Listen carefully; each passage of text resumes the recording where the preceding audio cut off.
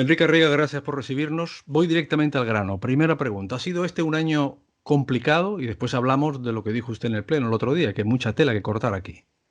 Sí, evidentemente ha sido un año, el primero para Ciudadanos gobernando en el Cabildo de Tenerife, que ha sido complejo pues, por muchas situaciones. Primero, porque nos hemos tenido que enfrentar al gobierno en un Cabildo de Tenerife, que es una institución muy importante, y luego porque ha estado, este año, ha estado salpicado por diferentes eventos, por llamarlo de alguna manera, como el cero energético, dificultades como el cierre del operador Thomas Cook, la cierre de las bases de Ryanair, el episodio de la Calima, incendios forestales, y por último ya pues la pandemia del COVID-19, con lo cual nos ha hecho que en esta etapa haya sido pues bastante complicada y sobre todo que nos haya puesto a prueba a la hora de tener que reaccionar tomando muchísimas medidas sobre la marcha y además tomar medidas sobre las que no había manuales escritos y sobre las que en muchas ocasiones hemos tenido que tomar decisiones drásticas como con la que nos ha tocado vivir en esta pandemia del COVID-19. Bueno, usted no es nuevo en el Cabildo.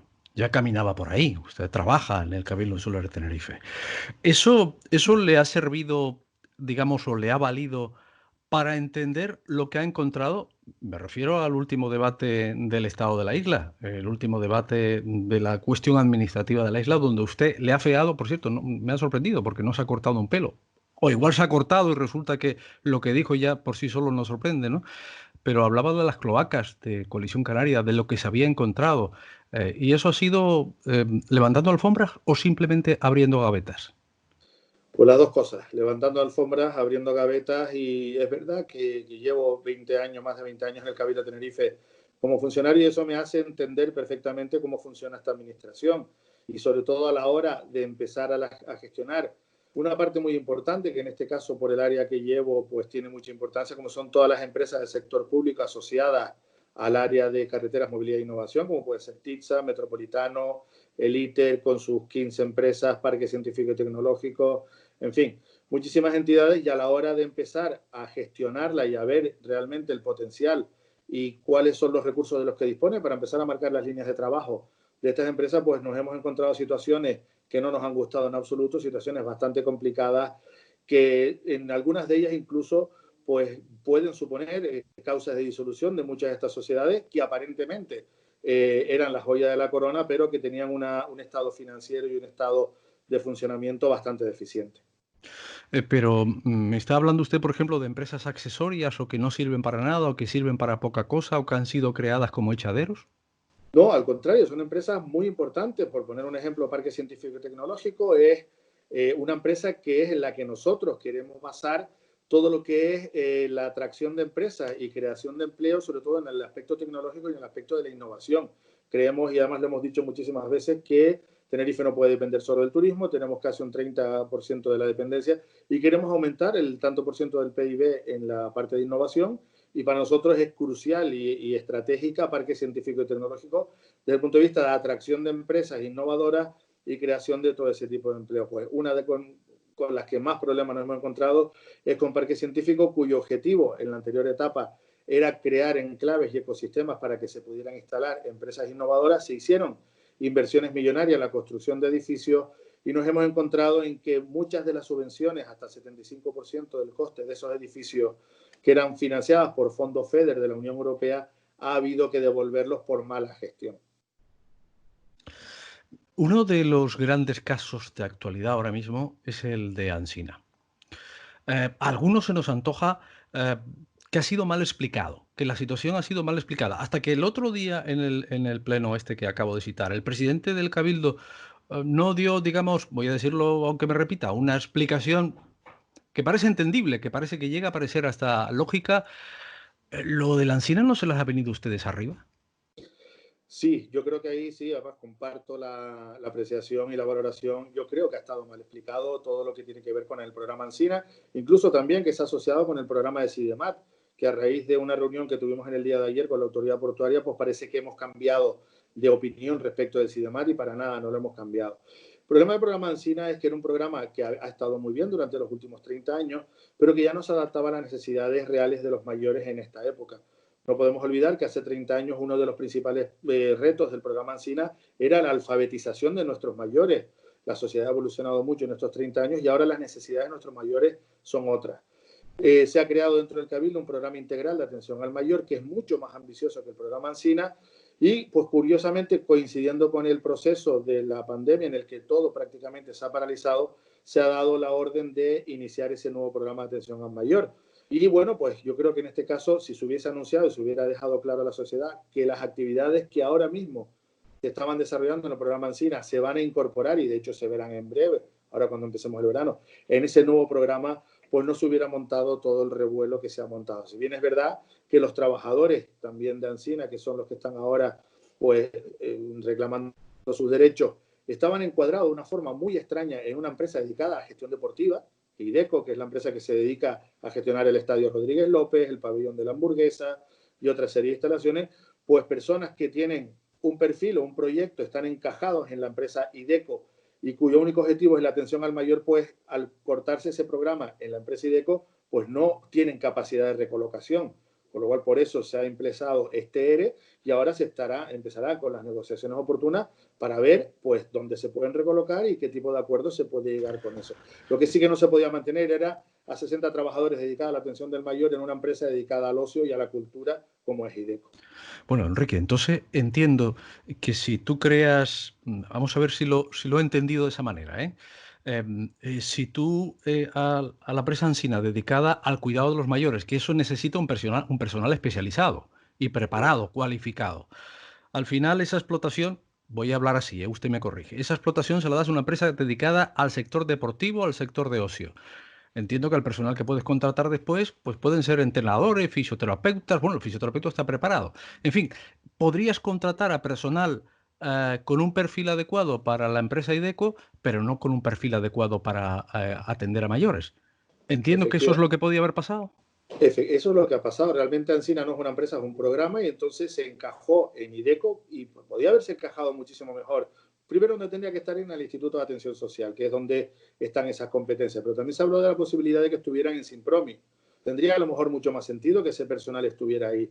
Lo que tenemos claro es que donde están ahora mismo y donde se encajaron en el último periodo por parte del gobierno anterior no tiene sentido. Eso no quiere decir que parte de este personal, cuando se cree o donde se gestione ese nuevo programa pueda llegar a entrar, eso no lo sé, eso ya dependerá de la negociación, pero lo que está claro es que ahora mismo es como si yo metiera en TITSA el programa Ancina, que es una empresa dedicada al transporte público y que en un momento determinado la aportación por parte del Cabildo a TITSA se quita porque ya el programa Ancina no va a desempeñarse en TITSA y TITSA no se puede quedar con 60 animadores socioculturales porque no tiene cabida dentro del objeto de la empresa.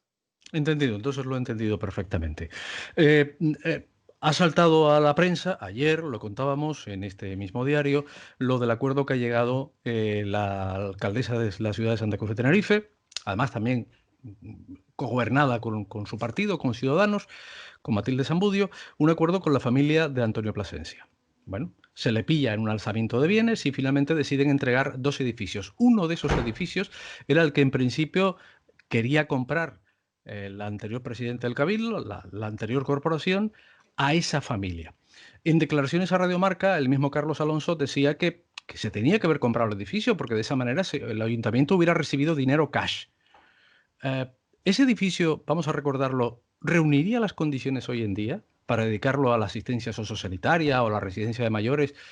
Y ¿usted está de acuerdo, por ejemplo, con las palabras de Carlos Alonso? Que ese edificio lo podía haber adquirido el Cabildo y después haber pagado al ayuntamiento, pero aún así se quedaba con el edificio. No, para nada. Vamos a ver, el edificio es un edificio de oficinas, un edificio de uso residencial. Intentar encajar ahí un uso como es el trasladar el personal del Hospital Febles Campos temporalmente mientras se reconstruye el nuevo edificio, tiene una inversión adicional de los famosos 22 millones o lo que pueda costar ese edificio. Creo que estaba valorado por la anterior corporación en unos 15, 16 millones de euros más para adaptar un edificio de uso residencial a un edificio de uso hospitalario.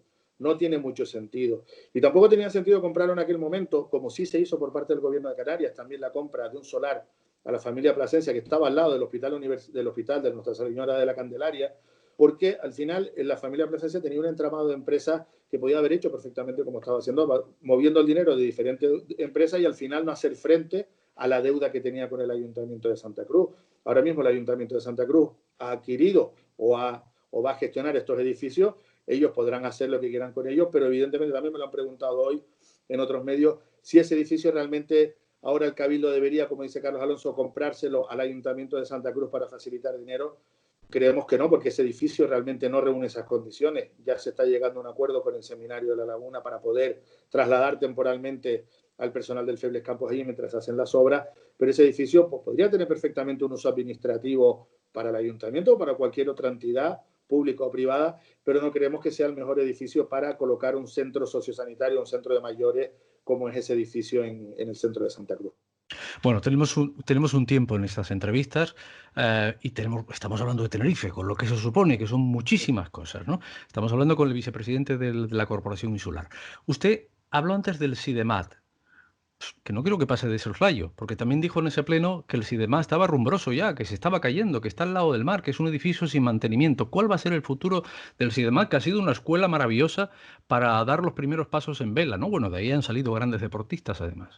Sí, lo es, y nosotros uno de los objetivos que teníamos era potenciar el SIDEMAT y que volviese a recuperar los años de oro que tuvo, pues por ahí, sobre el año 2000, y ya desde el 2003-2004, de Damaso Arteaga, que estaba de concejal de deportes en el Cabildo de Tenerife, ya estaba planteándose la posibilidad de cambiar de sitio el SIDEMAT o de empezar a restaurarlo porque tenía graves defectos. Durante todos estos años se han hecho pequeños parcheos y el edificio está en un estado de aluminosis bastante preocupante. Se barajó la posibilidad de reconstruir el edificio ahí, pero también teníamos informes técnicos que nos decían que no era el sitio más adecuado para el desarrollo de las actividades náuticas y que podía haber otros sitios mejores. Para solventar todo esto, tuvimos ayer una reunión con la autoridad portuaria para ver los pros y los contras de la ubicación actual de SIDEMAT y si merecía la pena invertir dinero en reconstruir un nuevo SIDEMAT en este sitio o si el sitio adecuado era otro. Y ayer, pues bueno, analizando con los técnicos de la autoridad portuaria y los técnicos de deporte la nueva estructura que va a quedar, sobre todo de diques, en lo que es la nueva zona sol y sombra, lo que se llama también zona de charcos, que lleva una serie de diques en la zona del frente, pues vimos que, aunque no es la mejor zona al 100%, pero sí es la zona que permite perfectamente el desarrollo de las actividades por algunas modificaciones que nos pusimos de acuerdo junto con la autoridad portuaria, y la decisión que hemos tomado es empezar un anteproyecto en ese sitio para empezar a ver cuál es la distribución de usos para el nuevo SIDEMAT y una vez esa distribución de usos esté hecha, pues empezar a la redacción del proyecto para volver a recuperar ese edificio. Mientras hacen esas obras, tenemos que seguir prestando las actividades y esas actividades ahora mismo estamos buscando un lugar provisional alternativo como puede ser la dársena pesquera para poder llevar a cabo, incluso también estamos hablando pues, con la Federación Tinerfeña de Vela y con el Club Náutico para intentar un poco distribuir a todos los alumnos de los programas del SIDEMAT para que temporalmente, hasta que finalicen esas obras, puedan seguir desempeñando las actividades náuticas. Bien. El otro día se nos caía un cascote del puente del Socorro, Weimar. Los desprendimientos en la Tenerife 5, a la altura de los Ralejos, que se abrió este lunes, ¿no? Sí. Que ya este lunes pasado se ha abierto. ¿Esto qué son? ¿Síntomas de una enfermedad crónica o es circunstancial? ¿O es que los médicos de antes no atendieron bien al paciente?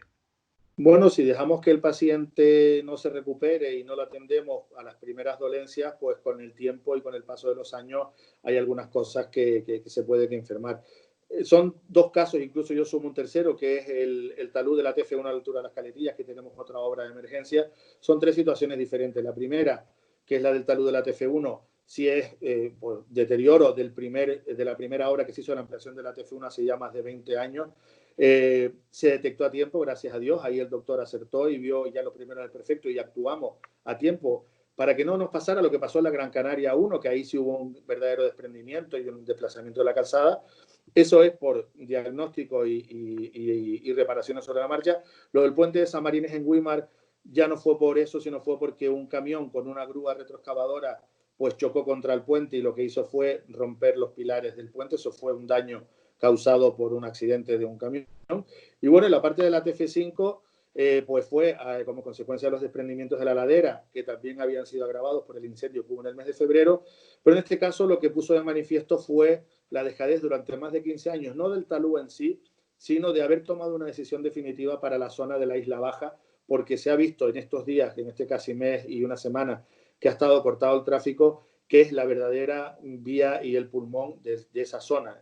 Con esa vía cortada, con una situación como esta que se ha dado, la Isla Baja queda completamente aislada y nosotros hemos tomado el testigo, hemos ya estabilizado el talud Y como sabemos que se puede volver a dar esta situación o que se puede volver a dar en un futuro, hemos puesto en marcha dos líneas. La primera, empezamos ya con la redacción de los proyectos de unos falsos túneles justo en la zona de los desprendimientos, de tal manera que si se vuelven a producir esos desprendimientos no afecten y no corten la calzada. Y por otro lado, ya estamos trabajando con el Gobierno de Canarias para agilizar ese tramo en concreto del cierre del anillo insular que va en este caso entre Buenpaso y San Juan de la Rambla, para que por fin tengamos ese tramo bien terminado con 2 carriles y con la completa seguridad. Es decir, a medio plazo o a corto plazo vamos a poner en marcha los falsos túneles y a medio plazo pondremos en marcha junto con el Gobierno de Canarias, que es el que tiene la competencia, el tramo del anillo insular en esa zona. Luego ya quedaría, para cerrarlo completamente, entre San Juan de la Rambla y Los Realejos.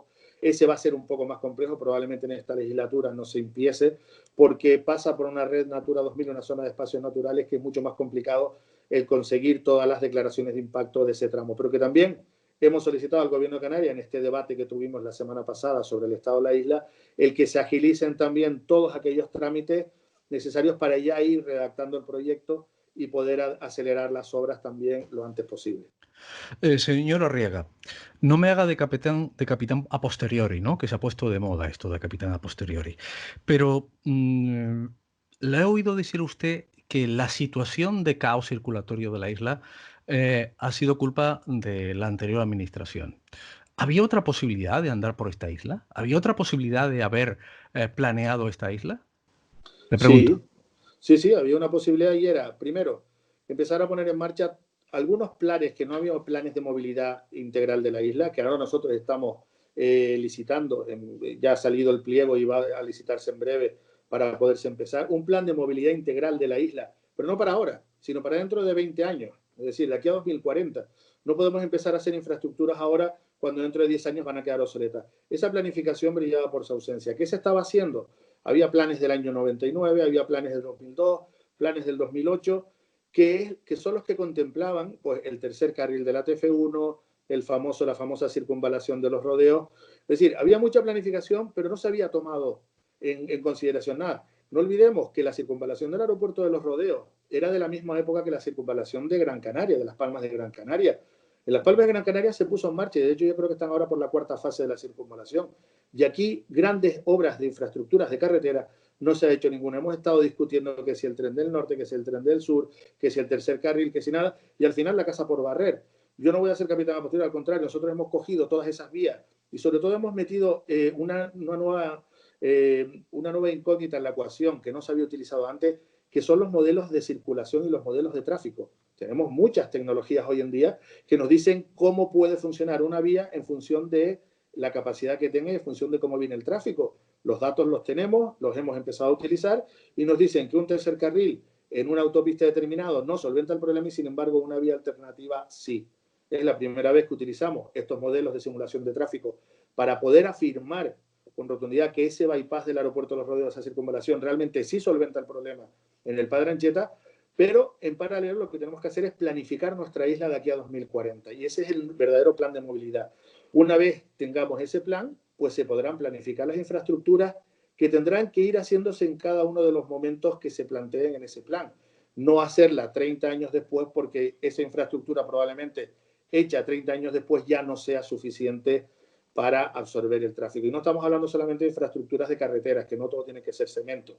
Hablamos también de los modelos complementarios de transporte público que se deben de contemplar en la isla y es otro de los modelos que hemos puesto nosotros sobre la mesa, precisamente basándonos en los modelos de movilidad, de que el tren del sur no es rentable, pero sin embargo un tren de cercanía en la zona comarcal de San Isidro hasta Deje realmente sí absorbe muchísimo tráfico y sí sale rentable. Pero evidentemente estamos hablando de obras de 600, 900 millones de euros que el Cabildo de Tenerife no puede afrontar y si al final, como el vicepresidente del Gobierno de Canarias, Román Rodríguez, está reclamando al Ministerio de Fomento dinero para los proyectos ferroviarios, si ese dinero viene, pues bienvenido sea y podríamos poner en marcha ese proyecto.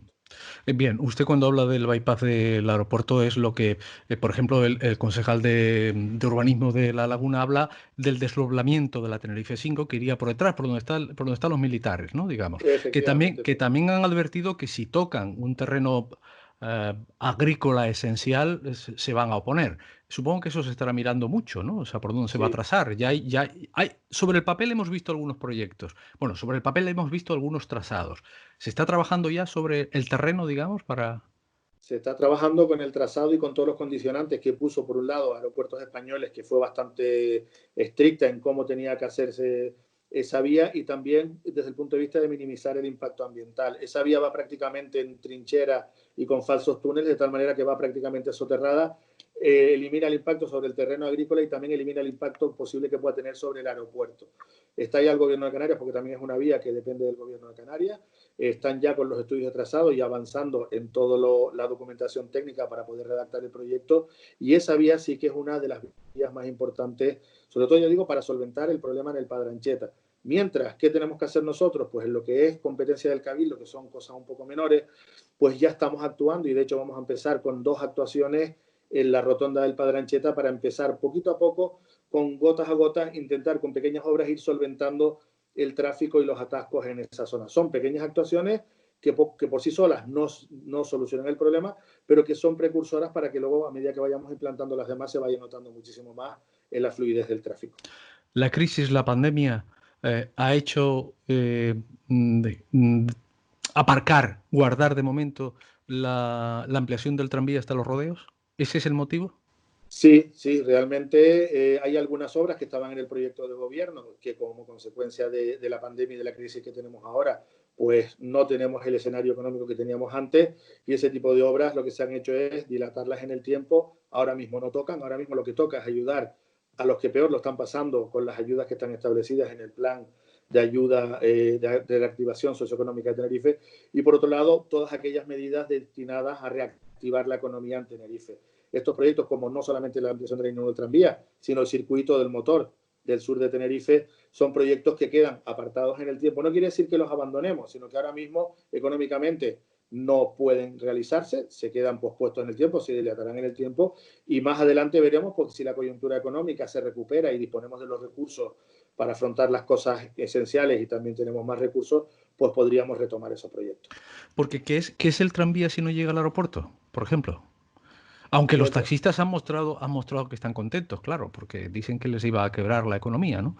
Porque hay un trajín importante, es una parada sí, pero importante, aquí ¿no? también se está jugando, el juego político es así, igual que estamos hablando del programa Ancina, del CIDEMAT, pues con el tranvía pasa 3/4 de lo mismo. Con el tranvía se está vendiendo la idea de que va a destruir el comercio de la laguna, porque se da por hecho de que de las 3 alternativas el Cabildo quiere una, que es la que pasa por la calle El Juego y por la calle Juana la Blanca. El Cabildo de Tenerife no quiere esa línea, tampoco quiere ninguna de las demás, se decidirá. Hay algunas que tienen mucho menos impacto, y yo creo que incluso si hablásemos de la variante 2, que es la que va por la calle Pablo Iglesias, probablemente tengamos el consenso prácticamente de comerciantes, laguneros y taxistas, porque es la que menos afección tiene sobre el municipio de La Laguna y la que más rápida llega. Pero la línea 1, sin llegar al aeropuerto, es una línea inacabada. Es una línea inacabada porque un aeropuerto como Tenerife Norte, que es el pulmón de los viajes de la zona metropolitana y de la población nacional, el que no llegue a una infraestructura de esa importancia, todos los modos de transporte, ya hablo de coches, guaguas, taxis y el transporte guiado, yo creo que no le deja desarrollarse lo suficiente. Yo creo que es muy importante tener todos estos modos de transporte. También va a servir no solamente para llegar al aeropuerto, sino para dar también acceso al tranvía a más de 10.000 habitantes de La Laguna, que ahora mismo no tienen acceso, como zona de San Benito, Coromoto, Las Gavias, San Benito, por esa zona por ahí también. Y luego también, pues hay muchísimos desplazamientos cortos que muchas veces están valorados ya incluso en esos estudios, de que hay mucha gente que no puede pagar un taxi y que tiene que recurrir a algún familiar o alguien que lo lleve al aeropuerto para dejarlo. Y esos trayectos cortos por 1 euro son muy sencillos, y la verdad que absorbería mucho tráfico, y para sobre todo estudiantes o incluso gente que viene de otras islas a hacerse tratamientos médicos. Ya bastante le cuesta el billete de avión para venir a Tenerife, para ir al hospital a hacerse unas pruebas, como para que encima tenga que pagar después mucho más por el desplazamiento. En este caso, cogería el tranvía, lo dejaría delante del hospital universitario de La Laguna o el de la Candelaria, y por 1 euro tendría acceso a esos hospitales, con lo cual también ayudaríamos a este tipo de usuarios. Acláreme una cosa. ¿El anterior gerente de Tixa, Kalitovich, se fue o lo fueron? Bueno, él se fue. Nosotros tomamos una decisión que fue la de no renovación de la directora de Recursos Humanos y Operaciones, por un motivo de, aparte de desconfianza, de pérdida de confianza, también por una serie de errores cometidos, no solamente una vez, sino varias veces, incluso ratificados por sentencias judiciales, y decidimos, simplemente no fue un cese, fue no renovarla, no renovar su contrato de alta dirección, con lo cual finalizó su contrato y no se le renovó. El señor Kalitovic, pues no le gustó la decisión, no vamos a ocultarlo, y bueno, no, con nosotros, con él no teníamos ningún tipo de problema, y él tomó la decisión de que tenía una oferta de trabajo interesante. La verdad que pasar de la tercera empresa de transporte urbano de España a pasar a la segunda, como es la de Barcelona, es un ascenso profesional. Se le abrió esa oportunidad, decidió irse, y nosotros, como me decía también en el debate, yo no voy a poner la pistola en el pecho a nadie, ni voy a cometer una ilegalidad ofreciéndole dinero por debajo de la mesa a nadie para retenerlo, porque estamos hablando de una empresa pública. Ya tenemos preparado para la semana que viene sacar a concurso la plaza de gerente de TITSA, y bueno, podrá presentarse por las personas que lo consideren y se elegirá la que sea más preparada para ese puesto en concreto. Me quedan dos preguntas, si me permite. Una de ellas es, entonces, el futuro de TICSA, tecnológicamente hablando, ¿cuál debe ser? Estamos implantando guaguas híbridas, ahora se están haciendo cosas extraordinarias, que a mí me parecía imposible con el hidrógeno. ¿Cuál es el futuro que usted quiere, el que tiene imaginado en la cabeza en TICSA? Bueno, lo primero es tener las guaguas más modernas posibles, y de hecho se estaba ya, desde el gobierno anterior se había hecho un plan de renovación de la flota y se está haciendo ahora. El tener guaguas de hidrógeno, guaguas de gas licuado o guaguas híbridas o eléctricas se está estudiando, y ya de hecho se compraron una serie de guaguas híbridas, se ha visto en qué rutas son las mejores. No nos olvidemos que también aquí primero el hidrógeno no lo tenemos disponible. Es complicado el tener la infraestructura. En Madrid y en otras capitales van con gas licuado, aquí no tenemos regasificadora, por lo cual no podemos tampoco tener disponible el gas licuado para las guaguas.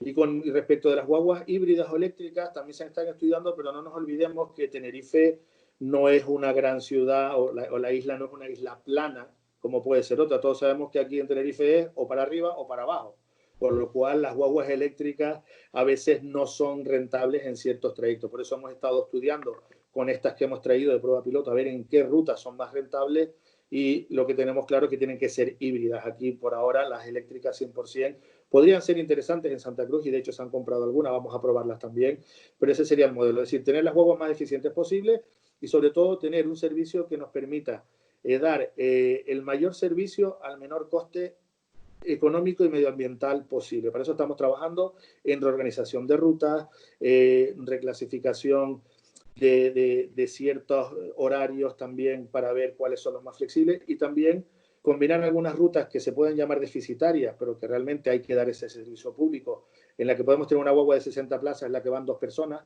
Estamos buscando modelos alternativos precisamente para seguir dando el servicio con taxis a demanda. Estamos viendo la forma de hacerlo y estamos trabajando en eso, a ver si conseguimos también implantar lo que es el consorcio de transporte en Tenerife, similar al que existe en Gran Canaria, en Madrid y en Barcelona. En Tenerife todavía no lo tenemos, y eso nos permitiría más flexibilidad para establecer los modelos de transporte y que sean mucho más eficientes. Bien, dentro de pocos días se va a tener que celebrar el pleno en el Ayuntamiento de Santa Cruz de Tenerife, donde va a tomar posesión una compañera suya en sustitución de Ramón Lescano, que es Evelyn Alonso. No se le esconde a nadie, lo ha dicho incluso la misma alcaldesa del Ayuntamiento de Santa Cruz de Tenerife, no se le esconde a nadie que desde Coalición Canaria están haciendo todo lo posible por derribar su gobierno. Y claro, parece que la clave pasa por su compañera, por Evelyn Alonso. La primera cuestión es, ¿ya se sabe por qué el señor Lescano abandonó el ayuntamiento, incluso estando en plena pandemia en la península? Y la segunda es, ¿ha tenido oportunidad de hablar con la señora Alonso? ¿Le ha transmitido cuál es su sensibilidad política en ese aspecto? Bueno, la primera parte, Juan Ramón Lascano ya envió una carta en su momento dejando claros cuáles eran sus motivos. Tenía motivos personales, motivos profesionales. Bueno, yo no voy a entrar en los motivos que tenga él. Yo tenía muy buena relación con Juan Ramón Lascano. Ahora mismo la verdad que un poco él se ha querido abstraer de todo este tema y se ha recluido, me parece perfecto también, por quitarse un poco de todo este problema. Y respecto de Evelyn Alonso, yo he hablado alguna que otra vez con ella de este tema. Y bueno, nadie esconde que Coalición Canaria está intentando desestabilizar el Ayuntamiento de Santa Cruz. Es lícito. Si ve alguna oportunidad de intentar volver al poder, en este caso a través de una moción de censura, pero en este caso Evelyn Alonso, nuestra compañera, Yo creo que va a seguir las directrices que le ha marcado nuestro partido. Nuestro partido ha dicho que en este momento no toca mociones de censura, que lo que busca para el Ayuntamiento de Santa Cruz es la estabilidad, y yo también lo comparto. El Ayuntamiento de Santa Cruz ahora mismo y los santacruceros no se merecen el que haya un cambio de gobierno, con lo que eso puede contemplar o llevar a cabo, que puede ser una parálisis del ayuntamiento en un mes prácticamente, sobre todo ahora que peor lo están pasando todas estas familias que necesitan ayuda y que lo que necesitan es que el ayuntamiento cambio y en un relevo de testigos entre una consejería o concejalía y otra, sino ahora lo que hay que hacer es estar al lado de los que peor lo están pasando, reanimando la economía de Santa Cruz y dejarnos ahora mismo de este tipo de juegos de tronos que yo creo que ahora mismo no toca. Gracias por responder a las preguntas, muy amable, ¿eh? De nada, a ustedes. Seguro que nos seguiremos viendo en el camino. Cuando ustedes quieran.